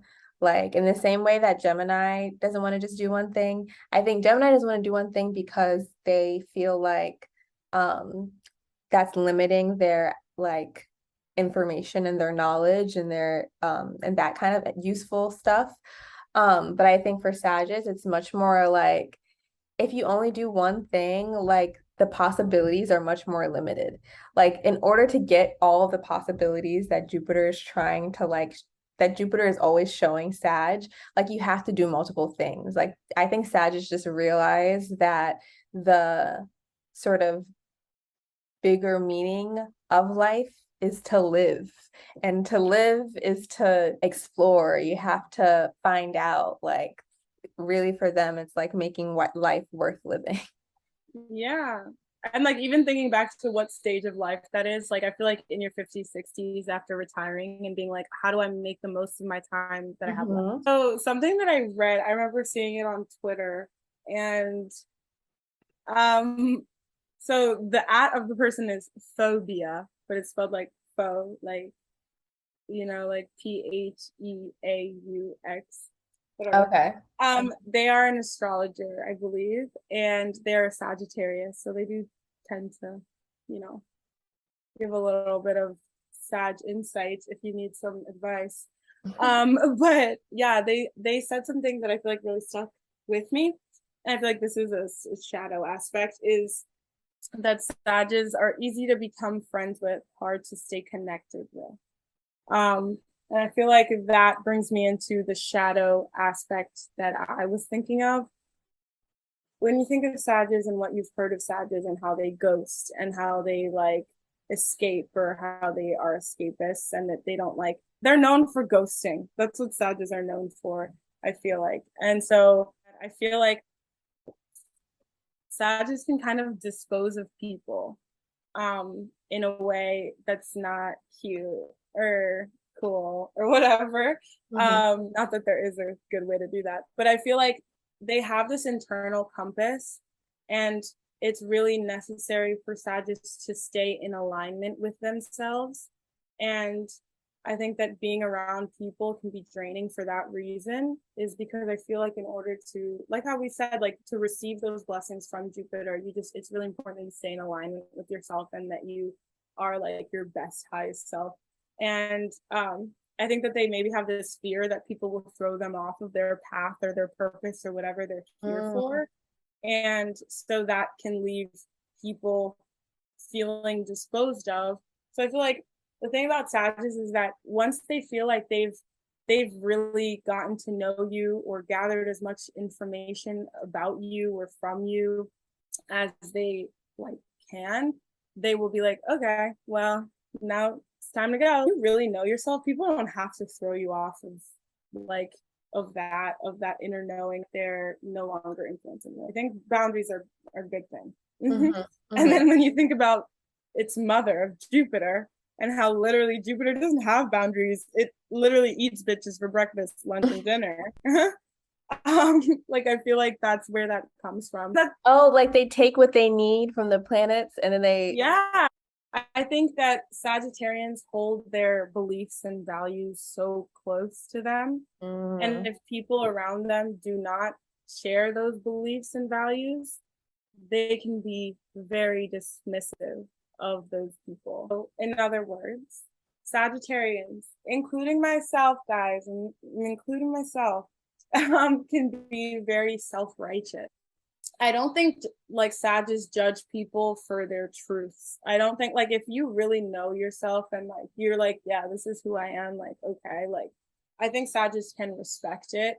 As we're going through each of these signs and each of these axes, like never forget that it can always be flipped on its head, right? So let's say you have a Sagittarius that believes like things that we feel are fucked up. Like let's say you have a Mhm. transphobic or a homophobic Sagittarius, like they're going to dispose of you if you try to like that self-righteousness is not going to be only for the good things in life. Like it's just about Mhm. whatever the Sagittarius believes, they Yeah. still have this self-righteous approach. So if they believe that it's okay to do fucked up things to people, they're not going to be able to like if you See your way. Like they're right, not they're not going going to be able to see the other, like their belief is so important to them. And I think good exactly. or bad or whatever, it's kind of hard to like say what's good and what's bad because it's all just depends on what they believe.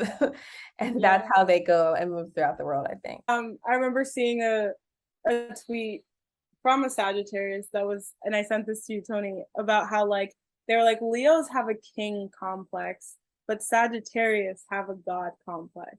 And I Mhm. feel like people often give that to Leo, like, yeah, they have a god complex. Um, and I don't know, like we'll talk more about that in the Leo episode, but I definitely think that, given that Jupiter rules the judge, like you were saying earlier, and whatever, like I feel like kind of Sagittarius can have this like self-righteous God complex. Yeah, it's a big one. But I feel like Geminis also can develop a God complex. And I think Yeah. that God complex comes from like, again, feeling like you can, like you're a jack of all trades. Like I feel like the adaptability and the power basically that Geminis and Sages have, they can kind of let it get to their head and start to feel like, yeah, this is why you need to like, I think for Geminis, it's more of like, I can make room for all of these ideas and I can move throughout all of these different spaces, unlike you. And that's why I'm better than you. And that's why I'll always know more than you. Like, it's kind of like this feeling of like, you know, this makes me a special type of human being that, and which is true. But like, if you let that get to your head too much, like, how can it lead to more dismissive and disposable behavior? I think Jupiter is like in it being this larger than life planet and it being like so massive, um, I feel like it does kind of want an audience. For Sagittarians to not be heard is Mm. that's the worst thing you could do, I feel like. And I feel like for Geminis it might be like to not be seen or to be ignored, like that's the worst thing. But for Sagittarius it's not necessarily the ignoring, but it's like the actively choosing to not listen or to not like take to not value what it is that they're giving you. Um, Mm. like when I learn something new, I love to tell people about it immediately. I'm like, oh my God, In get case you this. couldn't Learn tell by this whole episode, another thing I learned, another thing I learned. exactly.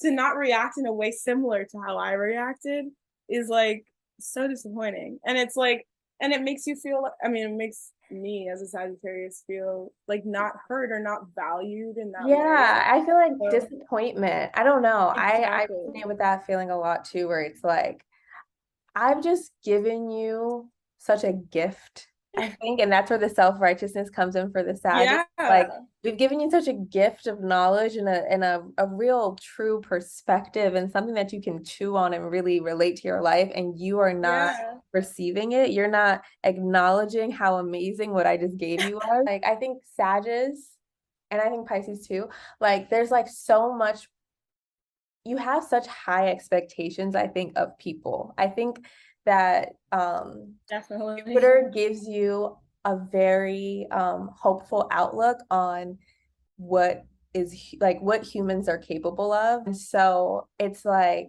I think when I've had those feelings of like I'm giving you something that you can really take and do such good with, and you're not really like giving it the respect or like the attention it deserves or the listening ear that it deserves, it's like, damn, you really let me down.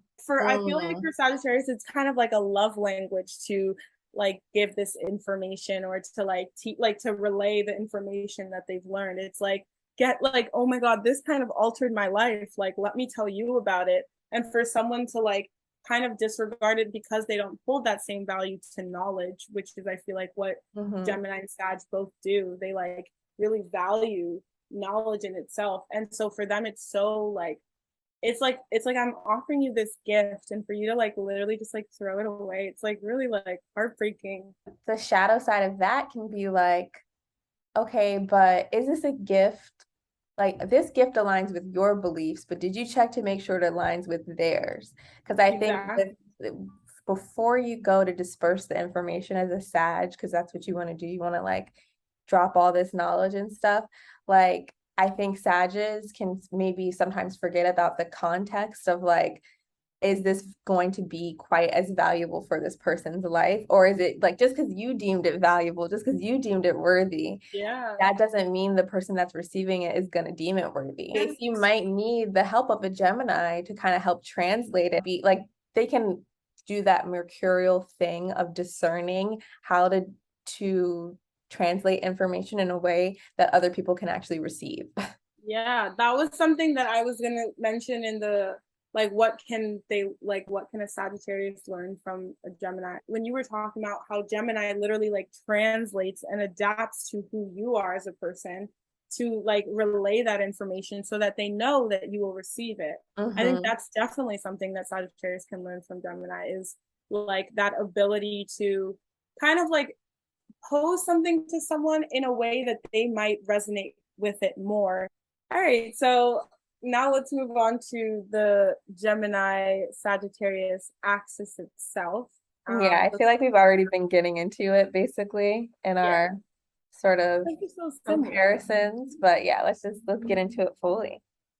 You did kind of mention this, but I feel like Gemini and Sag are both jack of all trades, master of none. Like I feel like that embodies the axis in a way in which like I feel like just the way that they know a little bit about everything. They really like I feel like they because they love knowledge and information and learning so much that they know about a lot of things.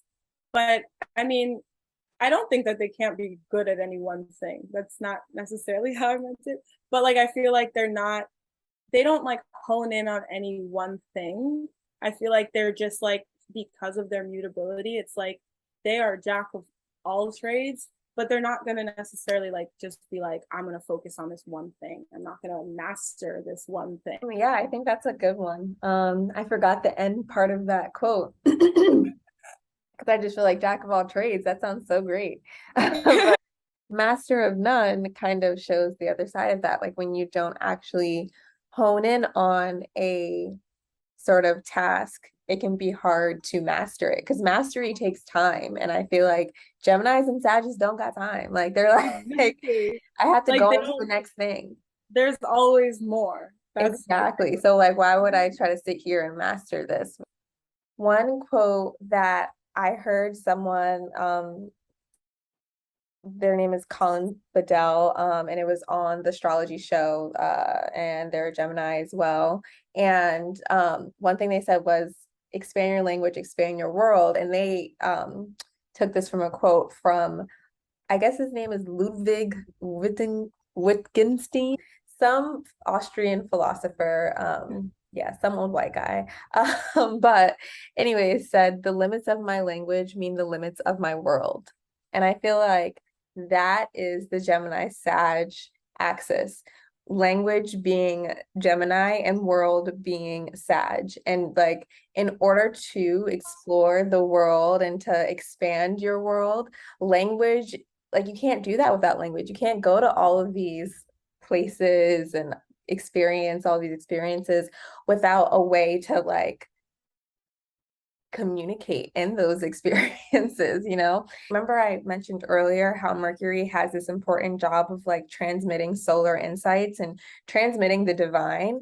I think that Silver, you touched on this a little bit too, like Sagittarius is out here trying to do the big things, like make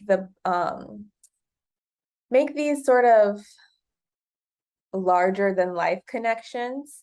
And because what they're trying to disperse is so like vast, they're trying to like do like disperse this like wisdom that Jupiter is bringing. Um, Gemini kind of helps to say like, okay, like how can we make this make sense for everybody else? Like whenever someone says like break it down like I'm two. Like that's basically it's like tell me like a Gemini. Like Geminis can really they have a gift of like being able to take that big thing, right? Sag should probably tell Geminis all their greatest ideas and then let Geminis go tell the world because um they're going to be able to take that in and be like, okay, how can I make this make sense for everybody else? If you limit your language, if you limit Gemini, then you can't have as expansive of a world as Sagittarius is trying to experience. Like you need Yeah. that level of skill to be able to listen and to communicate in a way that is very adaptable and connective, I guess. Toni Morrison's Sula, great book. Um, Let me just do a quick little love letter to Toni Morrison because I just really love the way that whenever you read a Toni Morrison novel, it's a new experience. Like the same novel will give you a new experience every time, I promise you, because within one paragraph, she's packed so many like huge life lessons with just in the sentences that make up the paragraph that your brain can't even take it all in within the one read. Like I love just rereading and being like, "Oh my God, I read this before." Like, what? This is a statement that's just everything. It always feels new. Anyways, Sula, the main character, I when I first read the book, I didn't know about astrology. When I second read the book, I mean, when I read the book the second time, I did know about astrology, and I was like, "This is a Gemini. This is a Gemini." Like, I cannot believe there's so much like in here that speaks to the Gemini nature. But then as I was rereading the book, not the full book, but different quotes in the book today, I was like, this is a Sag? This is Sag. Like, and I was like, is this a like were they Geminis when they were kids? And then now she's a Sag. Now I feel like Sula is probably like a Gemini Sun, Sag Moon, or Sag Sun, Gemini, one of those combinations. Yeah. And I will just read a few things from here because I feel like they speak very poignantly. Page 55, Morrison describes Sula and her best friend Nell, and she says that toughness was not their quality. Adventuresomeness was, and a mean determination to explore everything that interested them. They watched each day as though it were a movie arranged for their amusement. And I feel like that is like one, they're kids, so like it's no surprise that this youthful sort of wonder and curiosity about the world would resonate for Geminis because Gemini is a childlike energy. But then also like the Sag experience of like adventuresomeness, like the idea that you have to go out and experience the world. And I feel like that can be kind of a childlike thing too, where it's like it's not enough to just like know that there's so much the world has to offer. You have to go live life for yourself and figure it out. And so I really felt like that, captured the Gemini and Sag elements. Sula in the book, there's a point where she watches her mother, I think, burn. And yeah, Watches her mother burn. Like, alive. Alive. So yeah, she watches her mother burn alive, and it's like, you know, obviously a traumatic experience for the reader. But when Morrison sort of describes Sula's understanding of it. Actually, this is not what Sula says, but this is what someone else believes that this is what was going on with Sula. And I think it just speaks to the perception of Sula as like this sort of just curious figure. Um, it says Eva said yes, but inside she disagreed and remained convinced that Sula had watched Hannah burn, not because she was paralyzed, but because she was interested. And I feel like that kind of speaks to, yeah, that's a little scary. But I do think that kind of speaks to the Gemini sort of quality of being able to because you are motivated by this interest and this curiosity to kind of remove those feelings of like empathy or attachment to it. And I guess it doesn't really speak as well to the axis, but just to Gemini, I thought that was a Gemini statement. And it just made me feel like, wow, that can be very chilling. Like that can be a little scary. Definitely. That was really scary. Not because she was paralyzed, but because she was interested. Yes, Oh, that's sociopathic to me. I a mean, little bit. like that book. I'm not talking about Gemini. Um, like they're able to detach from those emotions Mm-hmm. easier. Yes, exactly. And I feel like in the book, Sula also like sleeps with her best friend's husband. It's just like, why are you mad? Like nobody owns anybody. Yeah, they're not really doing anything with necessarily a huge sort of meaning. And I think Sagittariuses can like what they can do for Geminis is be like, okay, like you realize what all of this means, right? Like not only are Yeah. you doing these things, but like what's the larger like truth of what's going on? And I feel like on the flip side of that, like Sagittarius could also learn that sometimes things are just things. And like there's not always Mhm. like a deeper meaning behind it or whatever. And um like Or I don't maybe know. like the meaning doesn't have to look a specific way. Like I feel like Sagittarius are looking for like that thing that gives them like, ah, this is what it all means. Whereas Geminis might be like, what if the meaning is just in the communication? What if the meaning is just in the Yeah. exchange? One other quote I have that I think brings in the Sag aspect of Sula. As she's a little bit older, we get to hear her perspective of her best friend Nell and how she feels like basically like she's just like the rest of everybody else in her town, like small-minded and afraid and all these different things. And so okay, so now Nell was one of them, one of the spiders whose only thought was the next rung on the web, who dangled in dark, dry places, suspended by their own spittle, more terrified of the free fall than the snake's breath below. Now you know we just gotta pause because what type of sentence?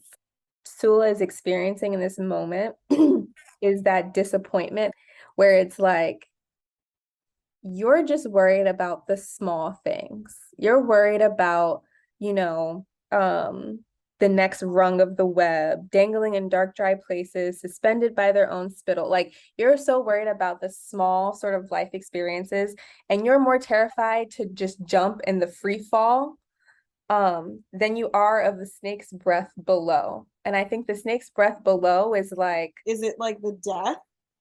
You're more scared of mm, the fall than the death? oh, yes. I think that's it. That's it.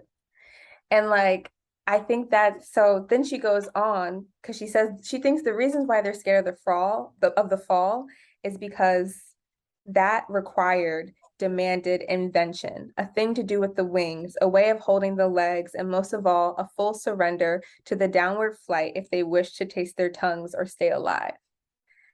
I think she's saying like this town and Nell included is so like into like their familiarity and their like direct sort of community that they don't want to go explore because they're afraid of like that feeling and that invention and that sort of um adaptation that would be required to like jump into kind of like the unknown or explore the unknown. And I think it just kind of speaks to like Gemini's being a little bit more I know the way we describe them, it seems like they're fearless, but I do think they're a little bit afraid of those bigger truths. Like, I think the bigger truths can be a little bit like, Overwhelming. yeah, or like it's like you don't really, you're going to get into a territory where you don't know everything here. Like, as a Sag, I think Sages do have a little bit more courage in the unknown, kind of. Like, I think Geminis are still like, they operate in the unknown, but it's still within a way that's familiar for them. So they're afraid of the fall, I feel like. And I feel like, that's what Sula's identifying. Like, you're more afraid of the fall than you are of dying. And if you were all going to die anyways, why not fall, you know? Exactly. Yeah. It's like you're afraid of the risk. Right. Um, and I feel like that kind of leads into truths or Mhm. beliefs and how Sagittarius has that faith. And um like the unknown for Gemini is like they're like they don't have the facts there. They don't like, Mhm. and so that forces them to have that faith, to have that optimism that Sagittarius has naturally. Um and I feel like that's scary to them because they would have to rely on truth. And I think that while that comes naturally to Sagittarius, for Gemini it doesn't. Like this like belief or like this yeah, like I guess faith. And I think they're more comfortable in like the small things that can be verifiably true Mm-hmm. versus like the big things that The jump. big questions, Yeah. like God, exactly, like Yeah. Yeah. Quote unquote. and having to trust themselves or like Mm. whatever trust, And yeah. having to like trust themselves. But I think that Sages, and I think that part of the quote where she's talking about like when you do the free fall, like it requires invention. It requires you to kind of be adaptable in the situation. Like as Geminis, you have Yeah, that, right? You have that ability. You just have to be able to believe that you can jump and do it.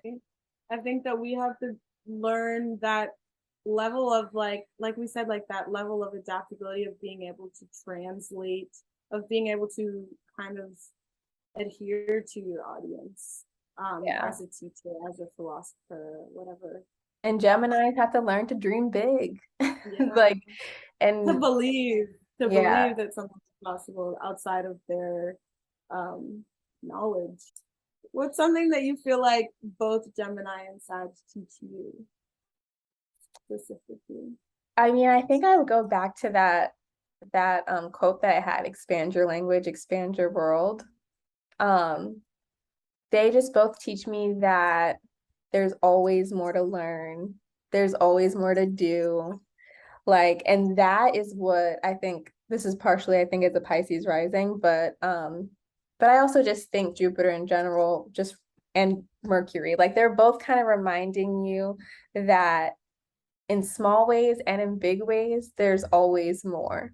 And for me, at least, learning the small stuff is always about the big stuff for me. Like that's how I learn about the big stuff through the Yeah, small stuff. Like exactly. that is the way that that makes it even more magical for me, I think, or makes it more like meaningful. Like it's one thing to have a big picture and like have a great quote, but to see how that quote manifests in everyday life and to see how like, oh, I know this is true because I have all this evidence of things that are telling me that this truth exists. Like I love having evidence for the truth, you know?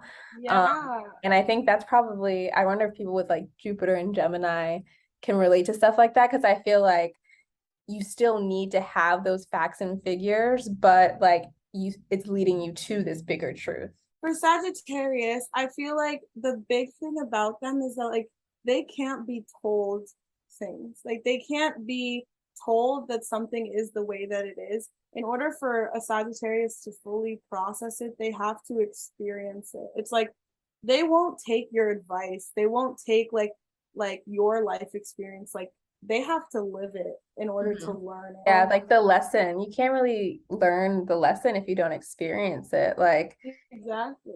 Otherwise, it's just words. I work in marketing and I feel like these are two very important. Like, first of all, I work in marketing. Sag is in my 10th house, Gemini is in my 4th house. So let's just acknowledge that astrology moment. But I think like spreading the message and the big picture of marketing is like super important.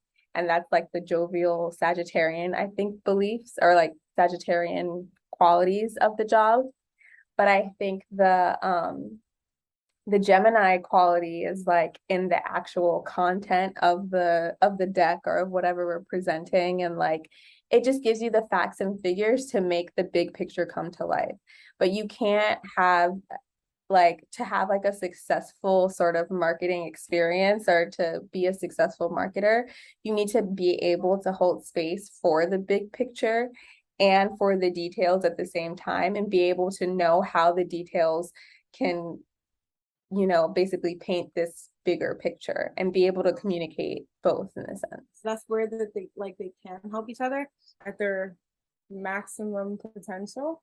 Mm-hmm. Is like them working together to achieve whatever it is that they want to achieve. Sagittarius would love to be out here and just like be like doing whatever God knows what without any form of like structure at all. But like realistically, like in order to be successful, you always need like the details. You need like small picture. You need Right. You the can't have empty promises, empty like Jupiter can get to be so big that like it misses a lot of the important things along the way. So the Mercurials are behind the Jupiterians trying to make sure what they're saying can actually happen. Like, literally hold on, we can't afford that. Like we're exactly. And we need them. We really do. Like it's like I feel like in any project, in any goal, like you need that person to like ground you and be like, hey, like let's actually put the logic behind this big idea of yours. Like let's put Mhm. the time into these small details and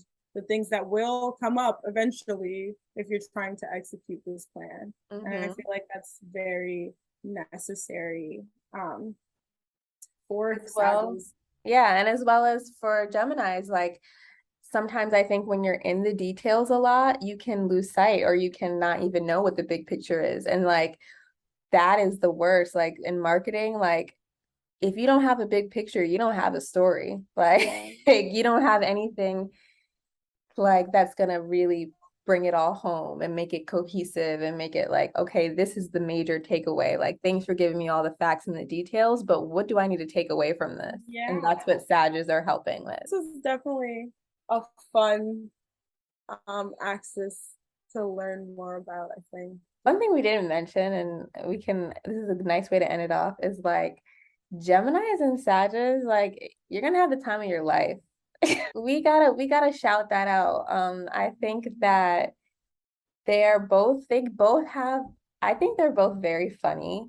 I think Gemini has that funniness and a more like sarcasm kind of thing of like being able to point out those like specific details and be like, you know, just Mhm. give you the funny parts of that. And then like Sag is just like, I think they're just funny on like the way that wise people can be funny. You know, when you know a lot of stuff, like when you've developed a lot of wisdom around things, you have a lot of material to joke about. So I feel like they can make those jokes that kind of just, or like their personality can just embody that level of like life is funny, huh? Like it's just like I know like for Taurus Scorpio we said those are like the most magnetic and like, but I think Geminis and Sagittarius probably get along the best out of all the sister signs.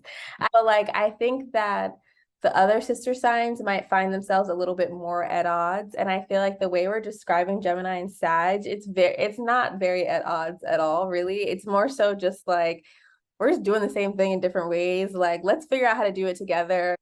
I don't know, like they just match each other on such a different level. I love it. Also, I want to point out it's so funny that you're a Sag and my mom was a Sag and I'm a Taurus and your mom is a Taurus. Are we just like looking for our mothers? We're literally, obviously. I have hella Sages around me. I don't really have many Geminis around me, but they seem cool too. And my grandma was a Gemini moon, so I just feel like I just loved her youthful energy and like every day just felt like, a breath of fresh air, really. I Yeah. would say my takeaways, read Sula if you haven't, but like also don't be alarmed if you have a hard time getting everything that she's dropping because, she's so deep. Yeah, I guess with that, we'll close out this Gemini and Sagittarius episode of our podcast. Thank you all for listening. We've had a great time talking about this axis. And we will see you next time on our Cancer Capricorn episode. That should be fun. Yes, for sure. All right, bye y'all.